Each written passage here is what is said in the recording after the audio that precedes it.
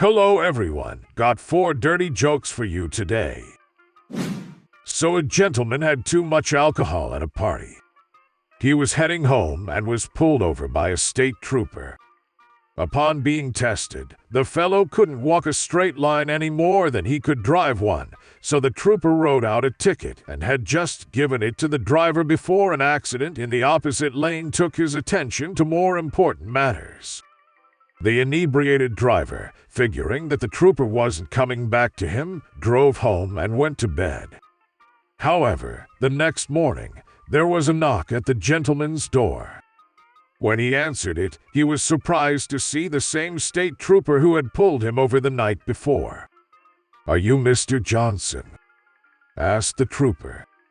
The gentleman nodded nervously. "Were you pulled over at Main Street last night for driving under the influence?" asked the trooper. Again, the gentleman nodded. "And what did you do then?" asked the trooper, a stern look on his face.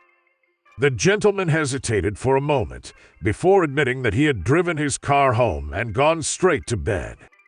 "Where is your car now?" asked the trooper. The gentleman pointed towards the garage and said, "It's in there." The trooper then asked, "May we see the car?" The man answered, "Sure," and opened the garage. Inside the garage was the state trooper's car. So on the outskirts of a small town, there was a big, old pecan tree just inside the cemetery fence. One day, 2 boys filled up a bucket full of nuts and sat down by the tree, out of sight, and began dividing the nuts. "One for you, one for me, one for you, one for me," said one boy. Several dropped and rolled down toward the fence. Another boy came riding along the road on his bicycle. As he passed, he thought he heard voices from inside the cemetery. He slowed down to investigate. Sure enough, he heard, "One for you, one for me, one for you, one for me." He just knew what it was. He jumped back on his bike and rode off. Just around the bend, he met an old man with a cane, hobbling along. "Come here quick," said the boy. "You won't believe what I heard.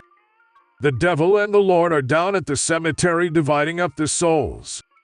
The man said, "Beat it, kid. Can't you see it's hard for me to walk?" When the boy insisted, though, the man hobbled slowly to the cemetery.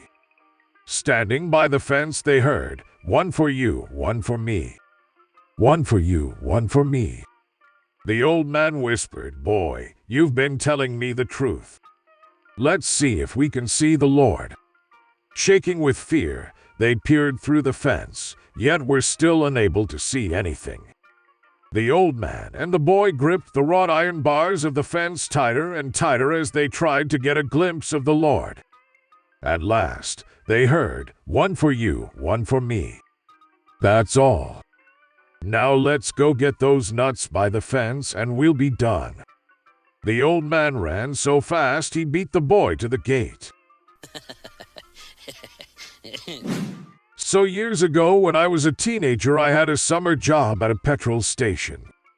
Back in those days, it wasn't self-service, so my job was to put petrol in cars when a customer arrived.